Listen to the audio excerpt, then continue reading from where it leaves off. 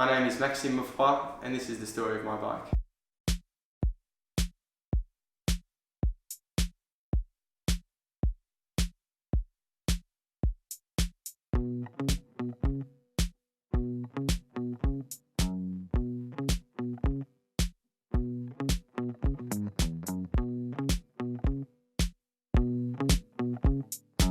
Just before we went to push record on this little story of my bike, more or less concluded that this could in fact be a bike that I've reviewed back in 2019.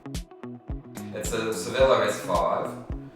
I know it well because I've ridden it and I've seen it come together, and I actually spent months on it and I really enjoyed it. So you're going to have to give me the updated version of it. Yeah, of course. Well, I can still attest to the fact that I'm still enjoying mine, as I'm sure you still would be if you still had it.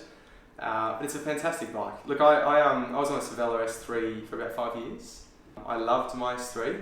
I thought it was probably one of the most versatile bikes out there with respects to it being fast yet still rather easy to climb on. I upgraded late last year. I wanted something that was a little bit faster, a little bit stiffer, and I decided to go with the S5 because I knew Cervélo, I know their quality, I know their frame, and I just, I have a sort of a recognition and an appreciation of the brand. It's fast, it's stiff. I don't love it climbing. So really good around Centennial Park if you're trying to be one of those local heroes that speeds around at 50 k's an hour. Not so great if you were to go up north, Bob and Head, or if you go down south in the park. But altogether it's just a fantastic bike. Aside from perhaps being a little bit harder to climb with than the S3, I absolutely love it.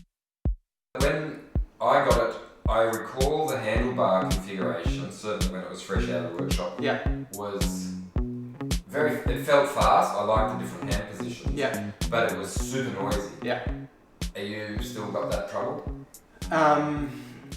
Yeah, basically. Okay. In summary, I can still hear it. I can hear it, so it is a little bit more noisy than what my S3 was, but not noticeable enough that takes the disenjoyment out of riding it. Mm-hmm. So I've noticed it, but I just haven't found it to be a big issue.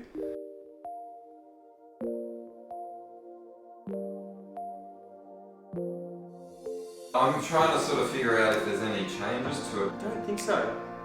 It's still running with SRAM Red, still got the DT Swiss wheels on, still got the same fancy handlebars. Yeah, still the same saddle. Still the same saddle, hasn't been crashed, touch wood. Okay. So it's still in, hopefully, as fine condition as what you saw it a couple of years ago. My recall of this, and I don't want to sound like a wanker when I say it, but it felt super duper aero, like it felt fast. You've come off the S3. Yeah. Did you notice it? Did it feel faster? Massively. Really? Yeah. It did? It does. Not placebo? Not placebo. I don't think it's placebo. Then again, you're not asking a professional world-renowned cyclist, but for me, for the everyday punter, I certainly felt a difference, no question.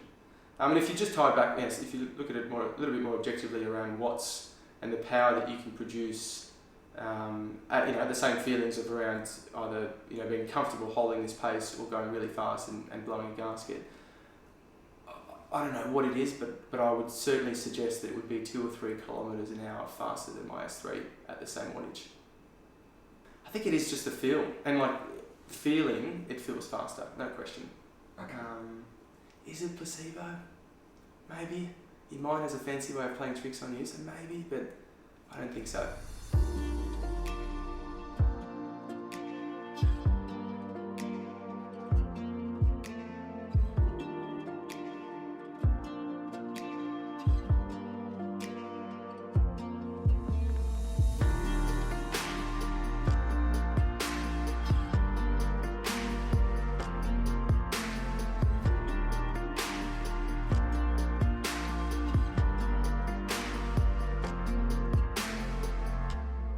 Hey, thanks for coming in and telling me the story of your bike. My pleasure. Thanks for having me on. Cheers.